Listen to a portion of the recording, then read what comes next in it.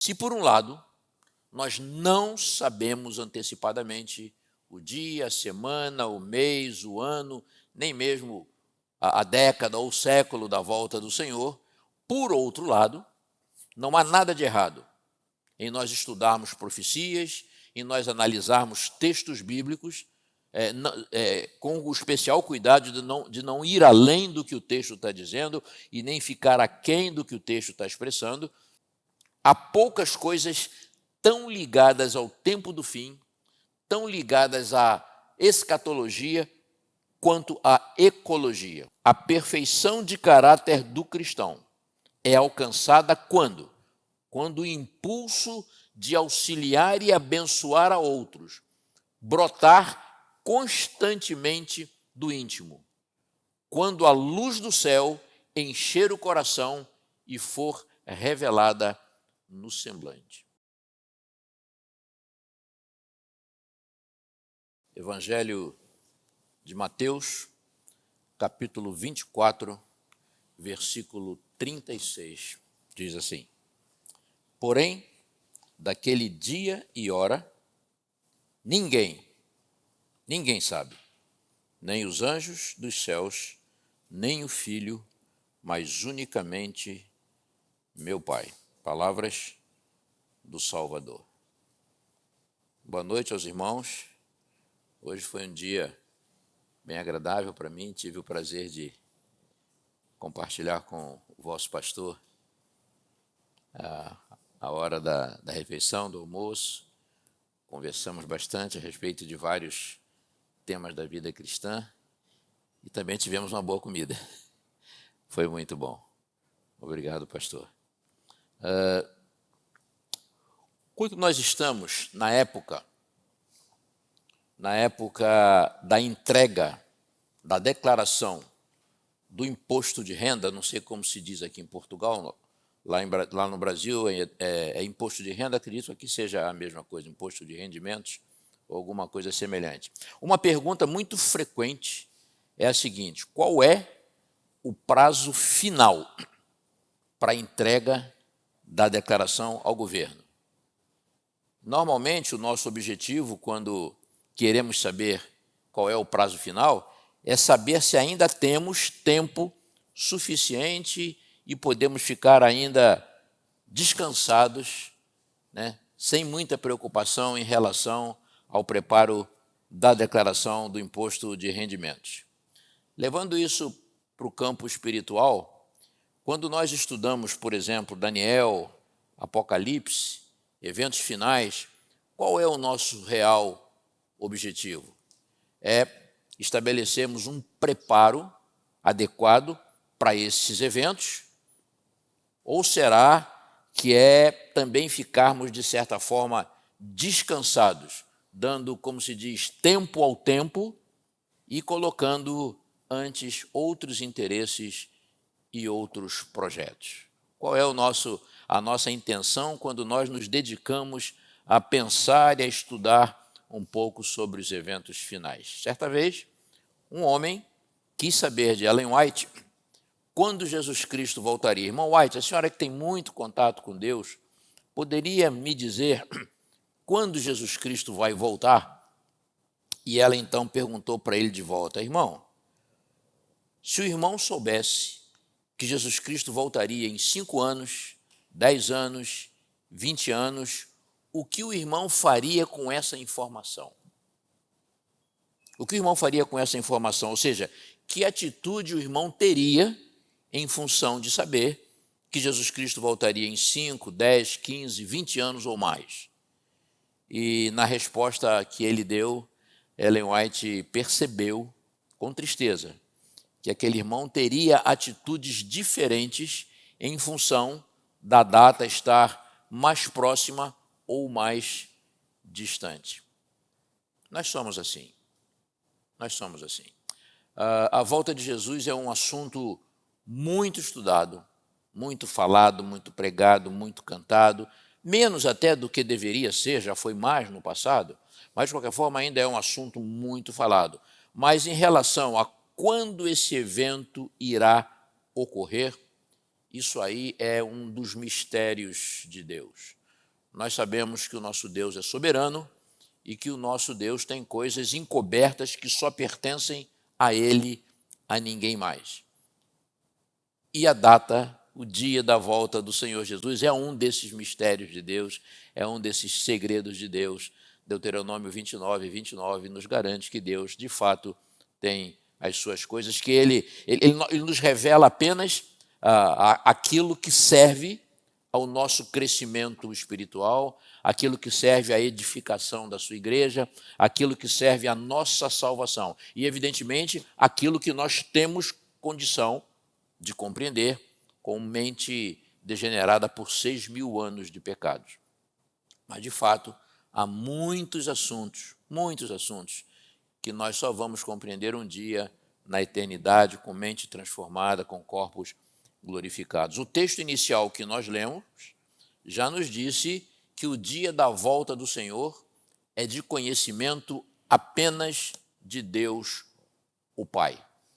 E antes de ser elevado ao céu, Jesus ainda afirmou o que está em Atos capítulo 1, versículo 7, que diz assim: não vos compete saber tempos ou épocas que o Pai reservou pela sua exclusiva autoridade. Então, irmãos, definitivamente não há como sabermos o dia, a época da volta do Senhor Jesus. Qualquer religião, qualquer pregador, pastor, evangelista, em qualquer época, que se dedique a estabelecer uma data para a volta do Senhor, faça ele isso de forma consciente ou até inconsciente, ele estará fazendo uma pregação condenada pela palavra de Deus. Como igreja, aqueles que conhecem a história da nossa igreja, nós sabemos que já houve uma experiência muito amarga em relação a esse tipo de coisas, marcação para a data do Senhor no passado da nossa igreja. Mas, agora vejam, se por um lado nós não sabemos antecipadamente o dia, a semana, o mês, o ano, nem mesmo a década ou o século da volta do Senhor, por outro lado, não há nada de errado em nós estudarmos profecias, em nós analisarmos textos bíblicos, com o especial cuidado de não ir além do que o texto está dizendo e nem ficar aquém do que o texto está expressando. Não há nada de mal, não há nada de errado se nós nos aprofundarmos com oração, com sinceridade nesse assunto, desde que sempre não com vistas a saber o dia da volta do Senhor, já que vimos que isso é impossível saber, mas com vistas ao nosso preparo, que é o que nós estudamos no culto de ontem à noite, a partir da parábola das 10 virgens. Estar prontos para a volta do Senhor, para a chegada do esposo, para a chegada do noivo da igreja de Deus, não importando se isso vai ocorrer daqui a poucas horas ou se vai ocorrer daqui a outros 6.000 anos. O crente do advento não deve ter essa preocupação, mas apenas cuidar do seu preparo. Geralmente, quando nós pregamos sobre a volta do Senhor, nós costumamos enfatizar sinais. E sinais dramáticos. Sinais que têm a ver com coisas como aumento da criminalidade, degradação moral, tragédias naturais, sociais, políticas, econômicas, ambientais, pestes, doenças, crises entre as nações, como nós estamos vendo nesse atual momento. Ou seja, são sinais da proximidade da volta do Senhor. Agora, esses sinais, eles têm a sua importância. Mas eu queria frisar para os irmãos que eles não passam de sinais. Eles não passam de indicadores de quê? De que o tempo do desfecho da nossa história está a cada dia mais se aproximando. Então, eles são sinais. Mas nós sabemos que vários desses sinais, se não todos, ocorrem há muitos séculos. Desde que Jesus pronunciou aquele sermão profético sobre o qual nós falamos ontem à noite, que está lá em Mateus 24, desde então, de lá para cá, Aqueles sinais listados ali por Jesus, alguns se referiam, como nós vimos ontem, à destruição de Jerusalém, outros se referiam ao fim do mundo, mas aquele tipo de sinais ocorre desde sempre. Alguém poderá dizer, mas nunca com a intensidade com que está ocorrendo hoje em dia. E eu concordo. Afinal, vejam bem, no ano 1 da nossa era, dessa era na qual nós estamos vivendo, ali por volta da época em que Jesus Cristo nasceu, no ano 1 da nossa era é dito que o mundo tinha cerca de 17 milhões de pessoas. E hoje nós sabemos que já somos mais de 8 bilhões de pessoas. É claro que isso leva ao aumento das calamidades e das tragédias em função do aumento da população. Agora, hoje eu não vou falar de sinais. Hoje eu vou falar disso que está aí na tela. Hoje eu vou falar de determinante. E vou mostrar qual é a diferença entre sinais e determinantes. Determinantes são algumas situações mencionadas na Bíblia Sagrada e também na nossa literatura denominacional, que quando essas coisas ocorrerem, elas irão não apenas sinalizar que o tempo está próximo, mas elas vão além. Elas vão determinar que chegou o tempo. Elas vão determinar que não há mais espera, que o tempo é agora. Vou dar um exemplo simples do dia a dia dessa diferença entre sinais e determinantes. Imaginem que eu estou viajando aqui de Setúbal para uma outra cidade qualquer de Portugal.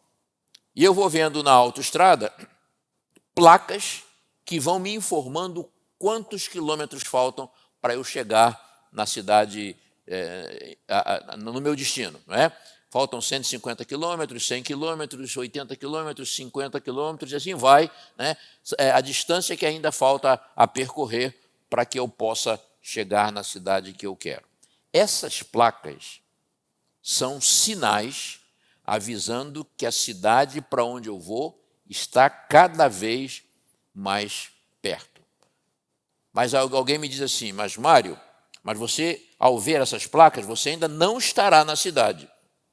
Só quando você chegar num local que tem um bonito portal de entrada da cidade, com frases de boas-vindas, isso é muito comum no Brasil, em algumas cidades turísticas. Você vai se aproximando da cidade, então tem um bonito portal, bem-vindo à cidade tal. Não sei se aqui em Portugal se usa isso, mas então alguém me diz, quando você chegar nesse local, onde vai ter um portal, muitas flores, frases de boas-vindas à cidade, do lado você vai ver que tem um posto de gasolina, do outro lado você vai ver que tem um mercado. Quando você chegar nesse ponto, você estará na cidade. Aí não é mais uma mostra de que você está próximo. Essas coisas vão mostrar a você que você terá chegado na sua cidade de destino. Então, esse portal típico, essas frases de boas-vindas, tudo isso que me foi dito, isso aí são determinantes de que eu cheguei aonde eu quero. Já as placas que eu vi na estrada são apenas sinais de que eu estou me aproximando da cidade. Então, eu diria o seguinte, que sinais indicam a proximidade de um fato ou de um local ou de um evento. Agora, determinantes indicam a ocorrência desse fato. Indicam que eu cheguei no local que eu quero. Em relação à volta do Senhor, os sinais, que nós conhecemos muito bem, normalmente são sinais catastróficos, não é? Os sinais indicam a sua proximidade. Agora, os determinantes da volta do Senhor são uma coisa um pouco mais especial. Esses determinantes vão indicar que chegou a hora da conclusão da nossa história. E eu diria para os irmãos o seguinte, Jesus Cristo não vai voltar por causa dos sinais. Meu pai viveu muito aquele tempo da Segunda Guerra Mundial, que ocorreu de 1945 até 1949. Ele vivenciou todo aquele clima catastrófico, terrível, trágico da Segunda Grande Guerra Mundial. Naquele tempo, muita gente dizia né, que Jesus Cristo realmente estaria voltando já.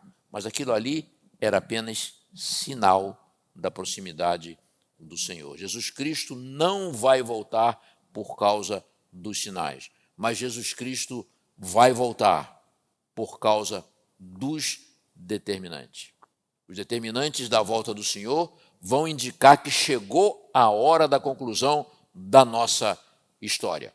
Eu hoje vou falar sobre vários determinantes da volta do Senhor, tanto na Bíblia Sagrada quanto na nossa literatura denominacional. Eu hoje vou falar de apenas 4 desses determinantes. Então vamos, sem mais demora, ao primeiro determinante que eu quero trazer para os irmãos nessa noite. Esse primeiro determinante, ele vai descrever uma situação a qual, por ser essencial, fundamental, imprescindível à vida humana e ao nosso planeta, ele se torna, então, essa circunstância se torna um determinante da volta do Senhor Jesus, a tal ponto que o próprio Deus vai se manifestar a respeito desse determinante.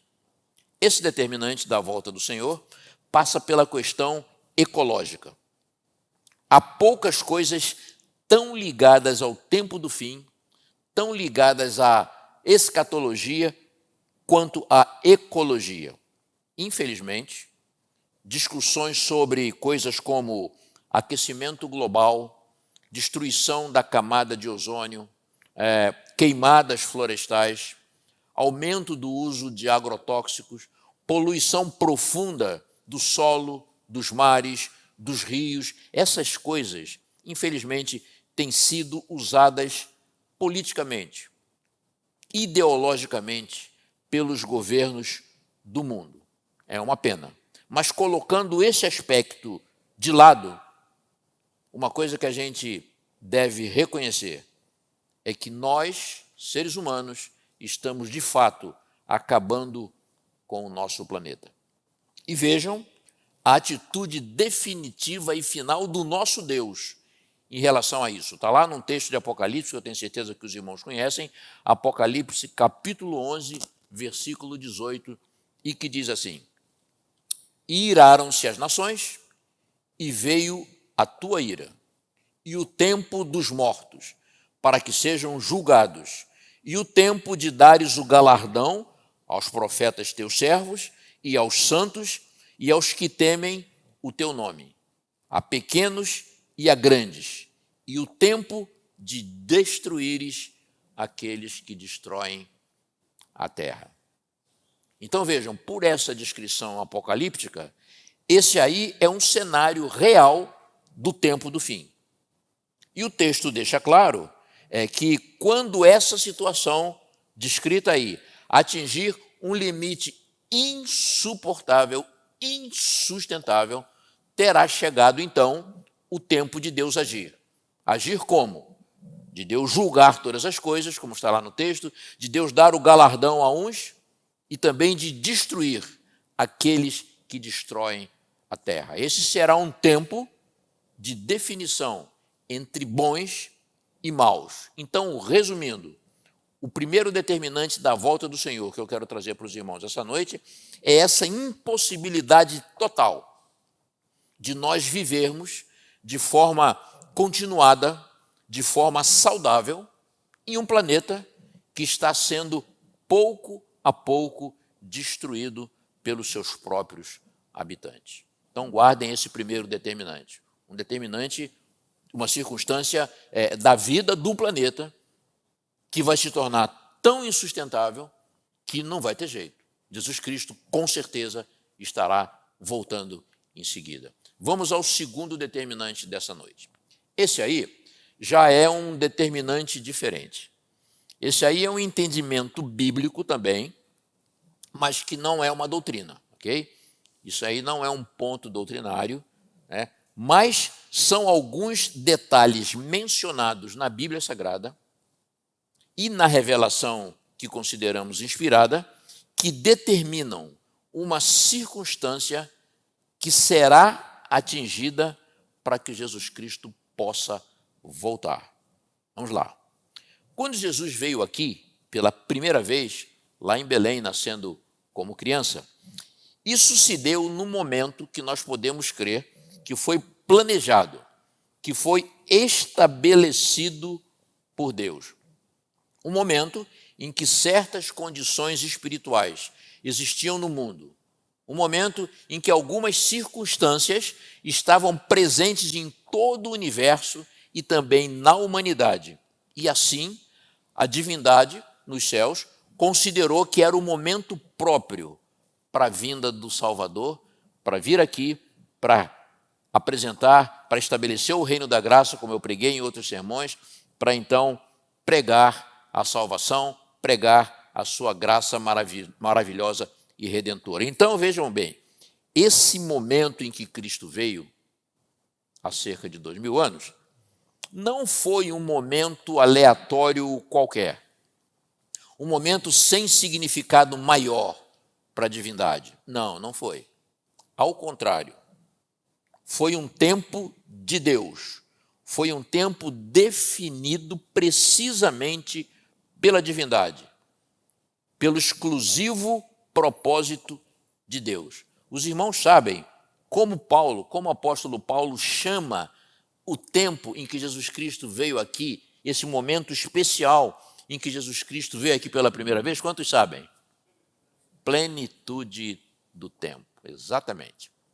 Essa igreja aqui é ótima na Bíblia, eu já vi isso aqui que é ótima também em prestar atenção nos sermões, ninguém errou nenhuma das perguntas que são feitas aqui, e é ótima para cantar também, gostei muito do canto da igreja ontem à noite. Esse texto está lá, já está no telão aí, Gálatas 4, 4 a 5, diz assim: mas vindo a plenitude do tempo, Deus enviou o seu Filho, nascido de mulher, nascido sob a lei, para remir os que estavam debaixo da lei, a fim de recebermos a adoção de filhos. E o que é plenitude? O que vem a ser plenitude? Qualquer dicionário, qualquer bom dicionário, diz que plenitude é algo completo, inteiro, que se apresenta no seu estado final, total, máximo, integral. E plenitude do tempo, portanto, é um tempo certo, um tempo completo, um tempo totalmente encerrado, um tempo plenamente atingido. Plenitude do tempo. Eu vou mostrar para vocês agora, rapidamente, alguns textos curtos de Ellen White, que estão na revista Review and Herald e nos livros Maravilhosa Graça de Deus e Mensagens Escolhidas, volume 1, e que falam desse tempo específico planejado por Deus, essa chamada plenitude do tempo determinada pela divindade para que Jesus Cristo viesse aqui pela primeira vez. Vejam esse primeiro texto. Diz assim: compreendeu-se no céu que chegara o tempo para o advento de Cristo ao mundo. E os anjos deixaram a glória para testemunhar a sua recepção por parte daqueles a quem viera alcançar e salvar. Eu fico imaginando a pureza, a inocência desses anjos de Deus, que, como eu falei aqui num outro sermão, não conhecem a graça, não conhecem o perdão, não conhecem o arrependimento, a confissão, não conhecem isso na própria pele, conhecem isso na nossa experiência, mas eles não conseguem entender. Então, quando eles souberam nos céus que Jesus Cristo viria, ele próprio aqui, para se oferecer pelo pagamento da dívida eterna do pecado, quando eles souberam disso, é dito no texto que eles se aproximaram do nosso planeta. Provavelmente ficaram a uma distância para que não destruíssem o planeta com a sua santidade, ficaram a uma distância em que puderam observar a chegada de Jesus Cristo ao mundo, talvez imaginando, como eles não têm presciência, apenas Deus tem presciência, eles ficaram imaginando que Jesus Cristo seria recebido com muita festa, com muita alegria, com júbilo total aqui nesse mundo. Mal sabiam eles que Jesus Cristo, desde o seu nascimento, já seria perseguido para ser morto. Deve ter sido uma grande decepção. Mas é dito aí, então, que, vejam que foi decidido, o que eu quero, na realidade, destacar nesse texto, como diz, é que compreendeu-se no céu que chegara o tempo para que Jesus Cristo viesse a esse mundo. Vejam esse outro texto, que diz assim: assim, nos divinos conselhos, fora determinada a hora da vinda de Cristo. Quando o grande relógio do tempo indicou aquela hora, Jesus Cristo nasceu em Belém. A providência havia dirigido os movimentos das nações e a onda do impulso e influência humanos, até que o mundo se achasse maduro para a vinda do libertador. Então, nós vamos entendendo por esses textos que não foi um tempo aleatório. Jesus Cristo veio aqui pela primeira vez num tempo milimetricamente planejado, designado pela divindade. Vamos ver esse outro texto que diz assim: vejam se isso se parece com o tempo em que nós vivemos. O engano do pecado atingira a sua culminância. Todos os meios para depravar a alma dos homens haviam sido postos em operação. E justo no momento da crise, quando Satanás parecia prestes a triunfar, veio o Filho do Homem, veio o Filho de Deus com a embaixada da graça divina. Vejam que coisa linda. Quando chega o momento de Deus intervir, ele intervém. Esse é um medo, é um receio que nós não precisamos ter, aconteça o que acontecer nesse planeta, nesse mundo. Deus não perdeu o controle desse mundo. É Deus ainda quem dirige os destinos da nossa história, e como eu costumo dizer, é Deus quem põe limite às ações de Satanás. Não precisamos ter esse medo. Então, mais uma vez, está mostrado aqui que esse tempo da vinda de Jesus pela primeira vez foi um tempo planejado e calculado por Deus. Vamos ver mais um texto. Diz assim: o tempo da vinda de Cristo, sua unção pelo Espírito Santo, sua morte e até a pregação do Evangelho aos gentios foram definidamente indicados. Então, não foi, mais uma vez, nós entendemos por aí que não foi um tempo aleatório, foi um tempo muito planejado e ordenado pela divindade. E mais um último texto, que está no livro Mensagens Escolhidas, volume 1, diz assim: Cristo foi designado desde a eternidade para ser nosso substituto e penhor, ou seja, a garantia da nossa salvação. Mas ele não veio em forma humana até que a plenitude do tempo, olha a palavra aí, até que a plenitude do tempo chegasse ao fim. Então, Jesus veio ao nosso mundo como bebê em Belém. Eu acho que isso deve estar trazendo ao coração dos irmãos uma grande alegria, saber que Jesus Cristo veio aqui depois de cerca de 4.000 anos de pecado, nem antes e nem depois. Ele veio num tempo certo. Ele veio num tempo que era propósito de Deus, que era plano de Deus, algo definitivamente planejado, arquitetado, calculado pela divindade. Essas revelações nos dizem exatamente isso. Ok? Então, vamos em frente. E agora eu pergunto aos irmãos. É uma pergunta retórica para vocês pensarem. Na segunda vinda de Jesus Cristo agora, na volta de Jesus, será que vai ser diferente? Será que Jesus vai voltar assim num tempo, de repente, lá no coração de Deus, ele chega, vai filho, vai lá. Será que é alguma coisa assim, de improviso? Será que o nosso Deus age de maneira improvisada, sem planejamento? Ou será que haverá também um tempo determinado, um tempo escolhido, um tempo marcado por Deus, independente dos nossos cálculos, independente das interpretações que nós queiramos dar às profecias? Será que o tempo da volta do Senhor não é também um tempo já estabelecido no coração de Deus, para que Jesus Cristo retorne a essa terra para buscar os seus gemidos? Será que precisamos ficar especulando tantas coisas, às vezes até torcendo fatos históricos, torcendo coisas que acontecem no mundo, para querer dar a impressão de que nós sabemos quando Jesus Cristo vai voltar? Ou será que esse tempo já está estabelecido no coração de Deus? Vamos ver, vamos ver. Vamos ver o que nós encontramos na nossa Bíblia. Então, vamos falar agora do segundo determinante. O primeiro foi aquela questão ecológica, ok? Vamos agora ao segundo determinante. A epístola de Paulo aos Romanos, no meu entendimento, é talvez o livro mais importante da Bíblia. A epístola de Paulo aos Romanos, o Evangelho de João, são dois livros da maior importância e significado quando nós estudamos a questão da salvação. E na epístola de Romanos,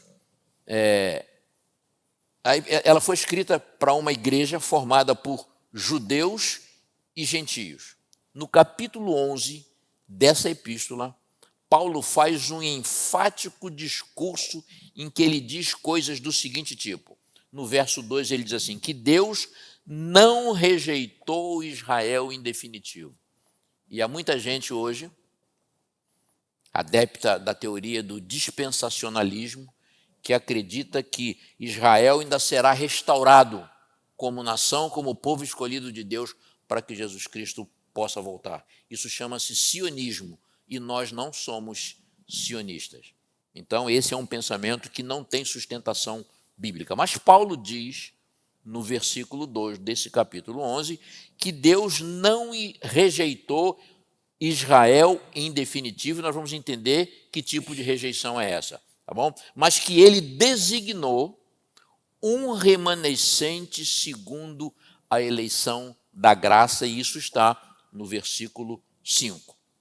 Esse remanescente, nós entendemos que é uma parte de judeus que reconhecem e aceitam Jesus Cristo como Messias e uma grande parte de não-judeus.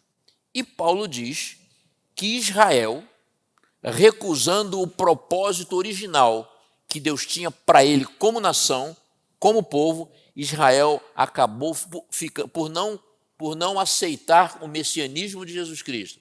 Israel foi endurecido. É o termo que Paulo usa lá no versículo 7. E ele diz que como ramos de uma oliveira, eles foram quebrados. O povo de Israel foi quebrado como ramos de uma oliveira. E dessa forma, Paulo então conclui, foi que nós, gentios, ou seja, nós não judeus, pela eleição da graça, como diz Paulo, fomos enxertados, fomos admitidos no processo, no processo de salvação. Isso está nos versículos 11, 17 e 19 de Romanos 11. E Paulo continua falando. Ele diz também que nós não judeus, nós gentios, não devemos nos orgulhar disso. Ao contrário, devemos temer e considerar a bondade e a benignidade de Deus para conosco. Ele diz isso no versículo 20. Mas ele continua e diz o seguinte, ele diz que se os judeus não permanecerem na sua incredulidade, como indivíduos, eles poderão ser reenxertados na oliveira verdadeira. Isso está nos versículos 14 e 23 de Romanos 11. Isso mostra que Deus ainda tem, sim, um espaço especial para quem é judeu. Não mais como o povo escolhido de Deus, como a nação escolhida por Deus, mas como indivíduos, eles com certeza podem ter, e não só podem ter, mas terão, segundo nós, como adventistas cremos, terão um papel muito especial na finalização da obra. Nós podemos entender, eu pelo menos creio dessa forma, que aquela bênção dada a Abraão, milênios atrás, quando Deus planejou ali, com esse seu servo, o nascimento da nação hebraica, aquelas bênçãos prometidas a Abraão, até hoje, ainda repousam sobre a cabeça dos judeus. São, de fato, um povo que tem uma eles têm uma excelência em muitas áreas da atividade humana, mas isso não significa que eles serão restaurados como nação, como povo eleito de Deus, para que Jesus Cristo possa voltar. Mas por que então que você está falando neles, Mário, nesse segundo determinante? Porque nesse capítulo, agora nos versículos 25 e 26, Paulo vai nos dar o determinante, o segundo determinante que eu quero trazer para vocês, que é importante. Mais um determinante, então, para que Jesus Cristo possa voltar. Paulo diz assim, ele diz assim, porque não quero, irmãos, que ignore... É esse o texto que está lá? Voltar é o anterior? É esse? Então, Paulo, desculpa, obrigado. Eu vejo ali no ecrã ali, eu vejo apenas que passou a tela, mas eu não vejo o que está na tela. Nem ali, nem aqui. Mesmo olhando aqui com essas letras grandes, eu não consigo ler. Então, Paulo diz assim, porque não quero, irmãos, que ignoreis este segredo, para que não presumais de vós mesmos. Ou seja, para que não penseis que vocês sabem de tudo, né? Que o endurecimento, ele volta com aquela palavra, o endurecimento veio em parte a Israel, até que a plenitude dos gentios haja entrado. E aqui nós ouvimos novamente aquela palavrinha, né? Plenitude. Uma plenitude diferente agora. Até que a plenitude dos gentios haja entrado. E assim, quando a plenitude dos gentios houver entrado, ele diz então, todo Israel será salvo, como está escrito, de Sião virá o libertador e desviará de Jacó as suas impiedades. Aqui nós descobrimos, acabamos de descobrir, que vai haver sim uma outra plenitude. Vai haver uma segunda plenitude, chamada agora plenitude dos gentios, e que vai acontecer para que Jesus Cristo possa então voltar. Que plenitude é essa? Quando vai acontecer essa plenitude? Quando os últimos pecadores, os últimos gentios, os últimos não-judeus, que se converterão, segundo a presciência de Deus, ele sabe quem são, quando eles aceitarem o Evangelho. Deus sabe exatamente qual será o último ser humano, o último pecador, o último gentio que vai aceitar o Evangelho e vai se salvar. Deus sabe quem é. Quem sabe esse ser humano já nasceu ou ainda não. Isso é critério de isso aí é conhecimento apenas de Deus. Então, o que está sendo dito aí é que quando essa plenitude dos gentios se completar, aí sim, como diz o texto, virá o libertador. Isto é, Jesus Cristo voltará e todo Israel espiritual de Deus será salvo. Agora vamos considerar algumas coisas em relação a essa plenitude dos gentios. Um site de estatísticas globais diz que o mundo cresce hoje à razão de 150 mil pessoas por dia. Lá é dito que, em números redondos, grosseiros, nascem no mundo diariamente 300 mil pessoas, mas morre a metade disso. Então, morrem cerca de 150 mil pessoas, o que significa um saldo diário de 150 mil pessoas que são acrescidas à população mundial. É claro que, em algum momento, os últimos que irão se salvar nascerão. Deus é presciente, como diz Isaías, Deus vê o fim desde o princípio. Então, Deus sabe, por essa sua presciência, quando será gerado e posteriormente dado à luz o último gentio, o último pecador que deverá aceitar as boas novas do Evangelho, se converter e salvar, completando assim o que Paulo chama aí de a plenitude dos gentios. Então, essa plenitude dos gentios, esse número completo de pessoas salvas, é mais um determinante da volta do Senhor. Então, vamos pensar o seguinte: Deus sabe. Isso não é A volta de Jesus não vai ser um momento aleatório. Nós estamos entendendo claramente que é um momento planejado, é um momento em que várias plenitudes de diversos tipos vão se completar e então Jesus Cristo vai voltar. E é claro que só Deus sabe quando essas plenitudes irão acontecer. Portanto, continua sendo propósito, soberania, ciência apenas do nosso Deus. Vamos ver agora um terceiro determinante. Esse é interessante porque tem um pouco a ver conosco. Já é uma indicação de algo que vai servir para mostrar também que chegou o tempo em que Jesus Cristo irá voltar. Trata-se de dois conhecidos textos da nossa literatura denominacional que estão nos livros Parábolas de Jesus e Atos dos Apóstolos.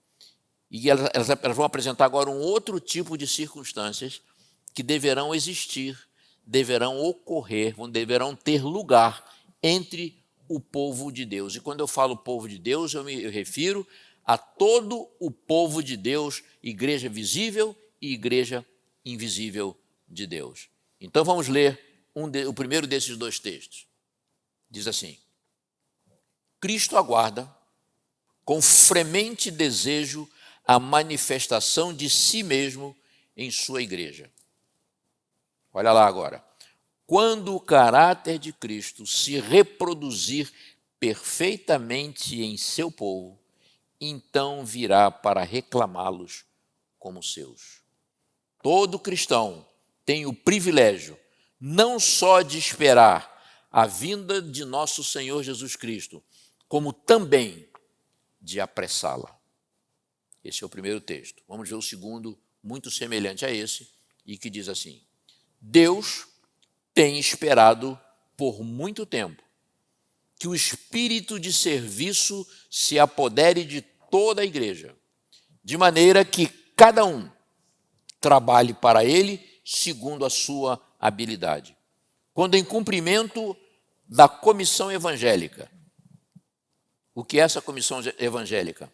É aquela chamada grande comissão, aquele comando que Jesus deu antes de voltar aos céus, de que o evangelho do reino deveria ser pregado a todo mundo. Então ele está dizendo aqui que quando em cumprimento a essa comissão evangélica, os membros da igreja de Deus fizerem a obra que lhes é indicada nos campos necessitados, nos necessitados campos nacionais e estrangeiros, todo o mundo será logo advertido e o Senhor Jesus retornará à terra com poder e grande glória. Então aí estão dois textos nos quais nós cremos de forma inspirada.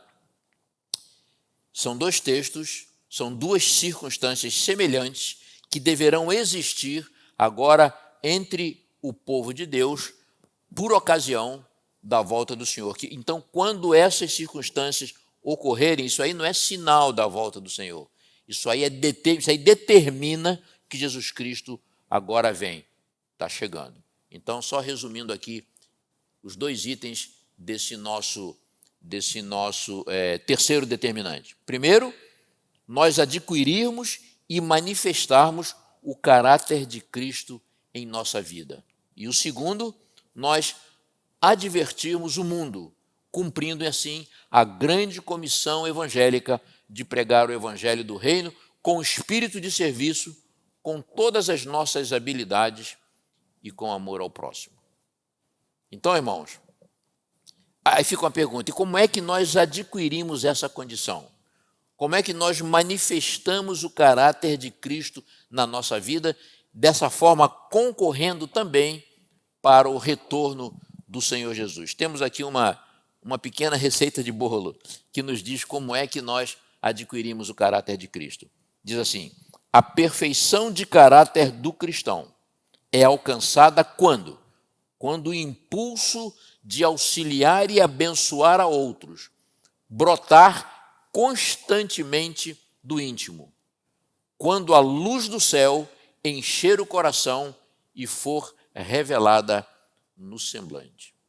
Então, é dessa forma que diariamente nós vamos manifestando e implantando e deixando que seja implantado o caráter de Cristo na nossa vida. Então, primeiro determinante, uma questão ambiental, uma questão ecológica que pode tornar a vida humana insustentável nesse planeta.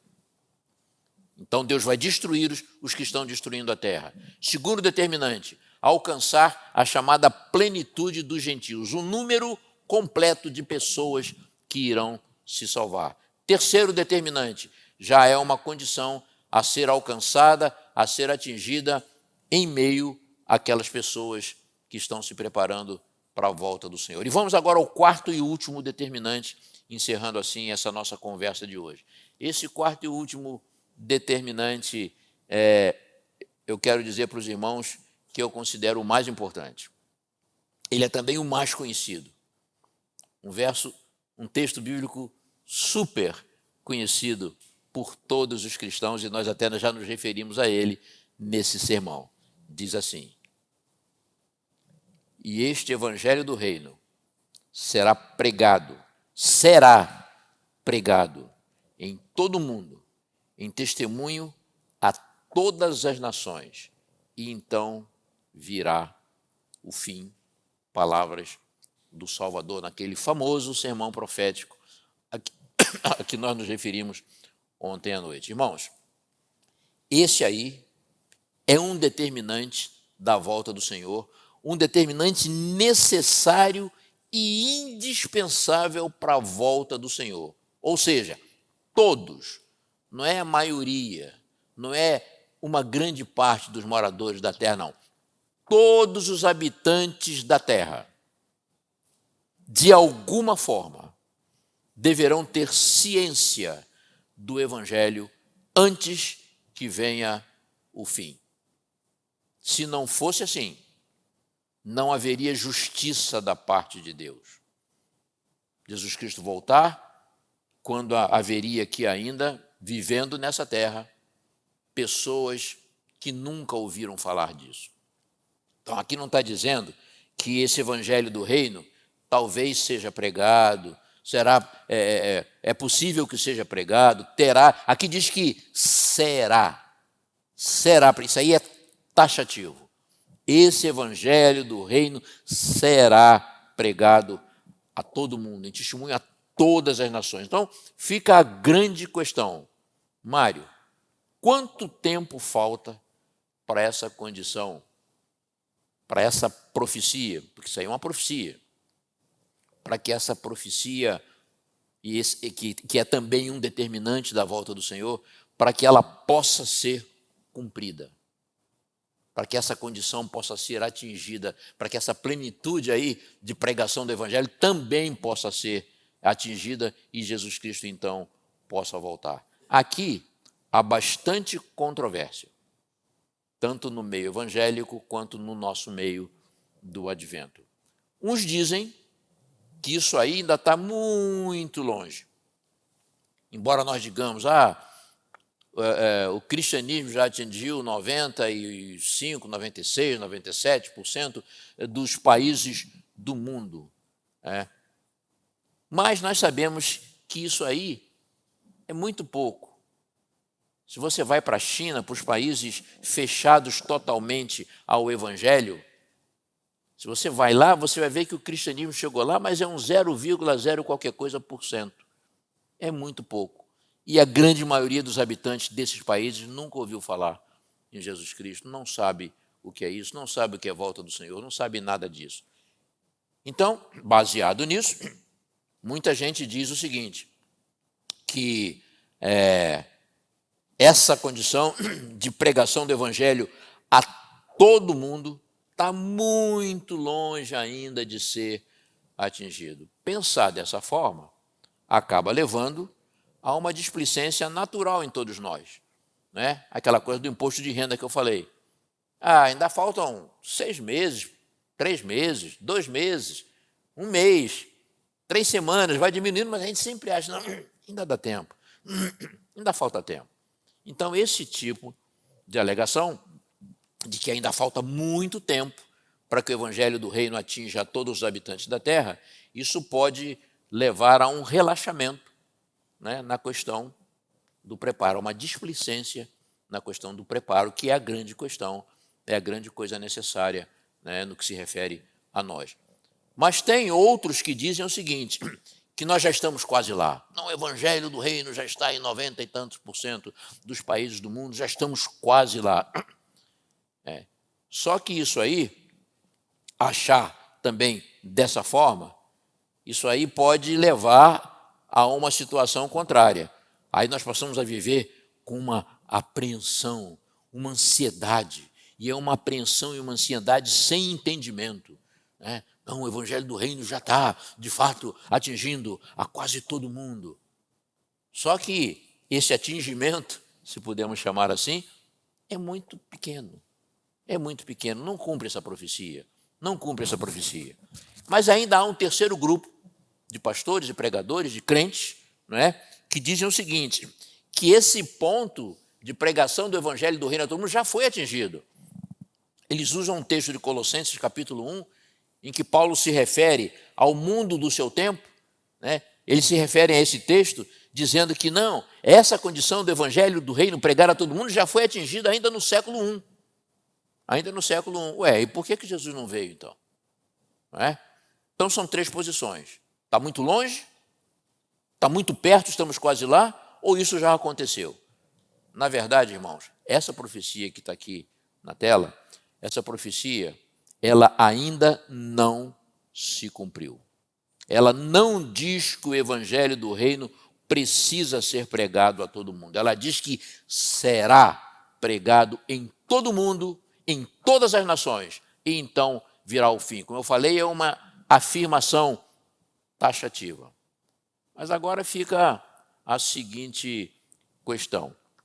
De fato, quando nós olhamos para a situação, quando nós olhamos para a situação caótica do mundo, quando nós olhamos para os desafios da nossa missão de evangelizar o mundo, quando nós olhamos para o desvirtuamento da religião de Cristo Jesus, quando nós olhamos para a realidade da igreja, quando nós olhamos para a desunião entre os crentes, fica de fato muito difícil acreditar na possibilidade de nós contribuirmos para o cumprimento dessa profecia que está aí na tela. De fato, irmãos, eu vou dizer para vocês, mesmo que eu não diga, é muito fácil a gente entender isso. Se depender de nós, dos nossos magros esforços evangelísticos, das nossas campanhas missionárias, da nossa pregação, se depender de nós e de nossos pobres esforços, nós podemos dizer que Jesus Cristo jamais voltará. Jamais voltará. Mas, agora eu vou trazer para vocês uma boa notícia. Uma boa notícia que vai mostrar como essa profecia aí vai se cumprir, apesar de nós mesmos, apesar de toda a nossa inoperância, apesar de toda a nossa ineficiência, despreparo, da nossa incapacidade de pregar o evangelho a todo mundo, apesar de tudo isso, a profecia está aí, diz que isso terá que acontecer. E nós vamos entender agora como isso vai se cumprir. A Bíblia Sagrada, em diversas passagens, nos afirma coisas do seguinte tipo. Nos afirma que Deus é fiel. Nos afirma que Deus cumpre todas as suas promessas. Todas, não é uma ou outra, não. Deus cumpre todas as suas promessas. A Bíblia diz também que nenhum dos planos de Deus, nenhum dos propósitos de Deus pode ser frustrado. A Bíblia diz também que Deus tudo fará para cumprir no devido tempo aquilo que Ele deseja que se cumpra.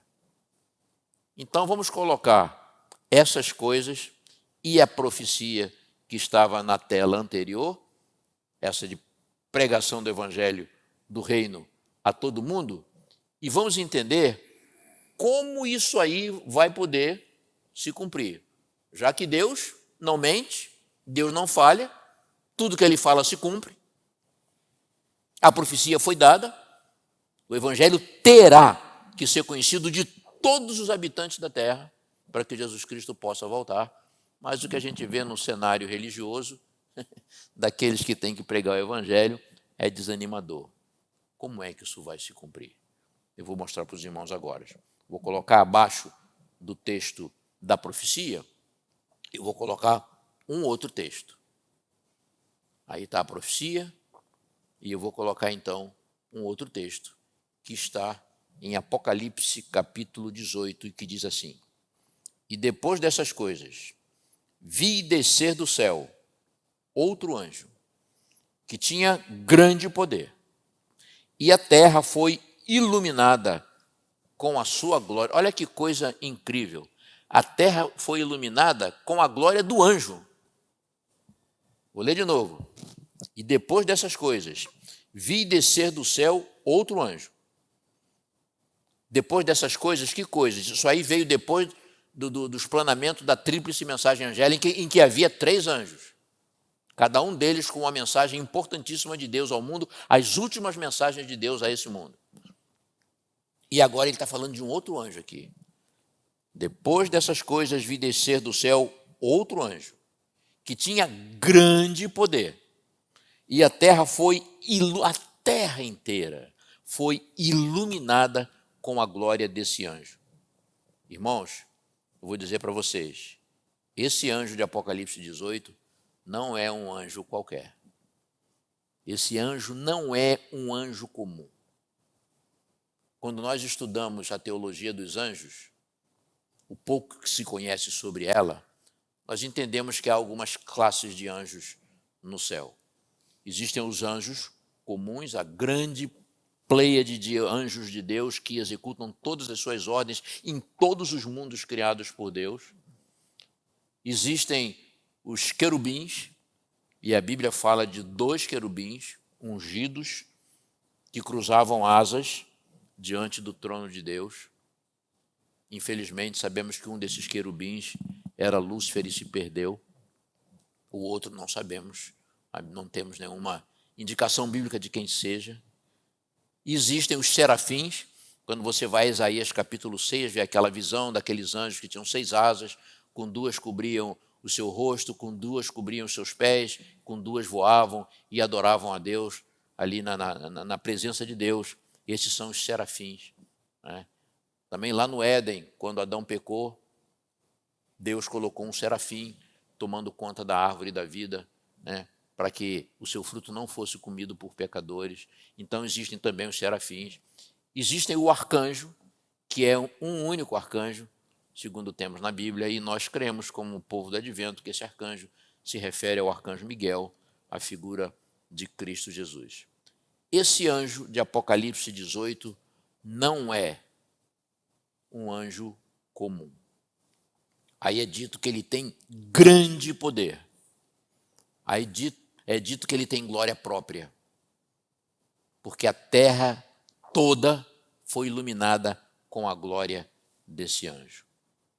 Esse anjo, irmãos, segundo cremos também, simboliza o ministério do Espírito Santo de Deus. O ministério do Espírito Santo de Deus sendo exercido plenamente, iluminando toda a terra. Dessa forma, completando a obra de pregação do Evangelho a todo mundo, para que Jesus Cristo possa, então, voltar.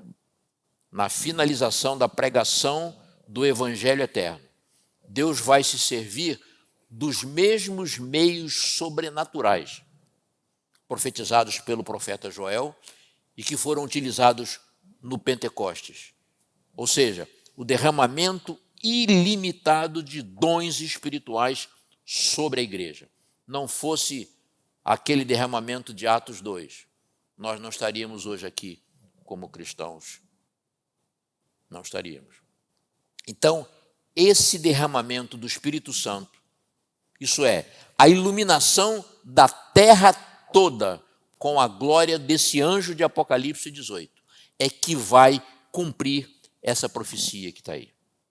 Então, a profecia que diz que todos os habitantes desse mundo deverão saber da volta de Jesus Cristo para que ele possa então voltar, ela será cumprida pelo trabalho intenso, maravilhoso, magnífico, e não há palavras para descrever, né, desse anjo que simboliza o derramamento do Espírito Santo em grande medida.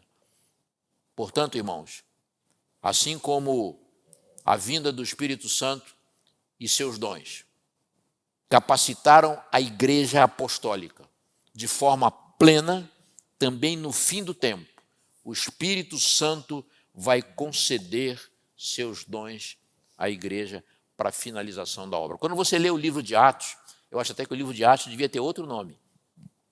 Ele se chama Atos dos Apóstolos. Mas no meu entendimento, o nome desse livro deveria ser Atos do Espírito Santo. Porque, na realidade, no livro de Atos está descrita a obra poderosa do Espírito Santo de Deus, sem a qual não existiria, não aconteceria tudo o que aconteceu a partir de Atos 2. Então, irmãos, o encerramento da pregação do Evangelho vai ter participação humana? Vai. Claro que vai ter. E em nosso próprio benefício. Não é que nós aqui vamos possibilitar que esse Evangelho do Reino seja pregado a todo mundo. Deus nos dá essa incumbência porque isso é bom para nós, participarmos desse esforço final. Então, o encerramento da pregação do Evangelho vai ter participação humana? Sim, mas não será resultado de esforços humanos. No tempo certo do céu, todas as plenitudes a que eu me referi nesse sermão, elas serão alcançadas a um só tempo. E Jesus Cristo voltará. Não há a menor possibilidade de retardo. Não há, irmãos. Não há a menor possibilidade de falha, de dificuldade da parte de Deus para que os seus planos se cumpram. Não importa quem esteja nos governos do mundo. Não importa quem esteja em posições religiosas importantes no mundo. Para Deus não importa se quem está na frente é Nabucodonosor ou é Senaqueribe. Para Deus não importa.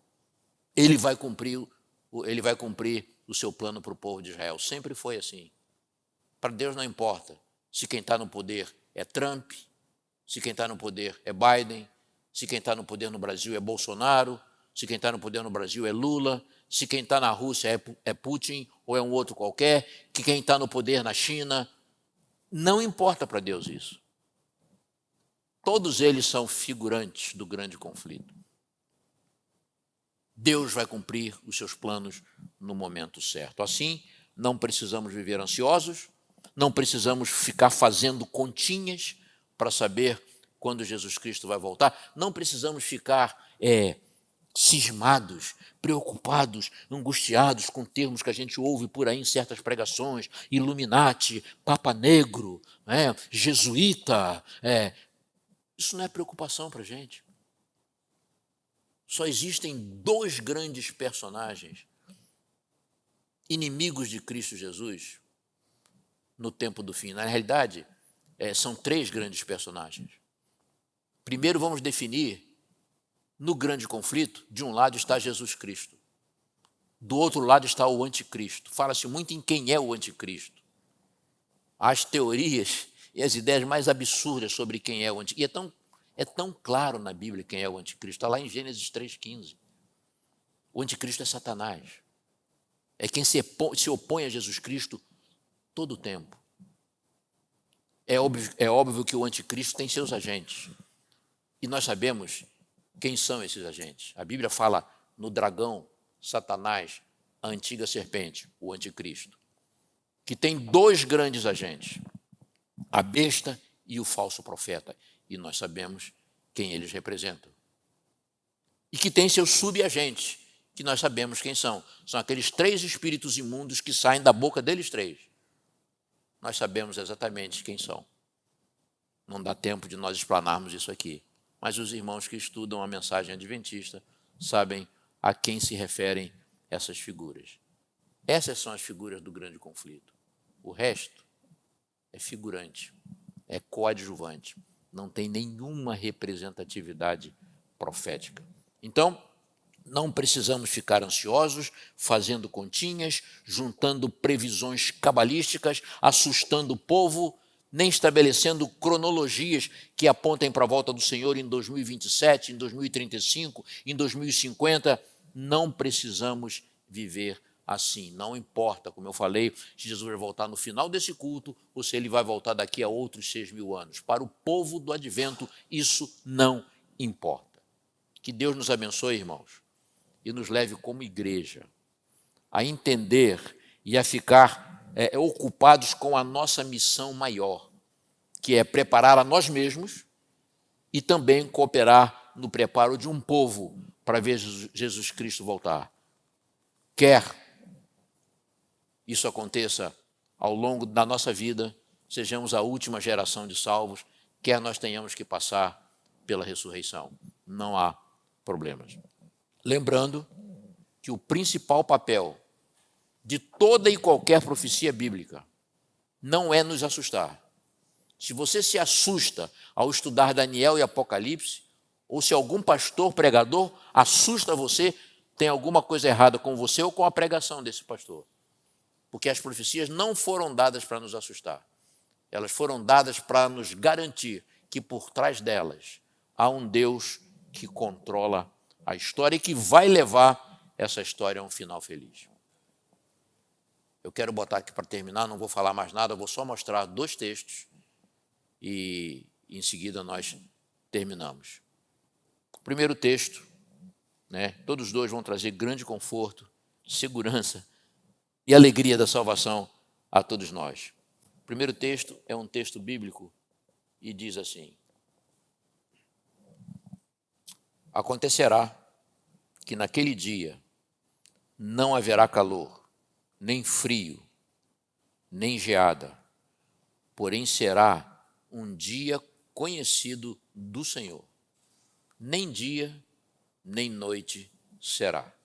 Naquele dia também acontecerá que correrão de Jerusalém águas vivas, e o Senhor será rei sobre toda a terra.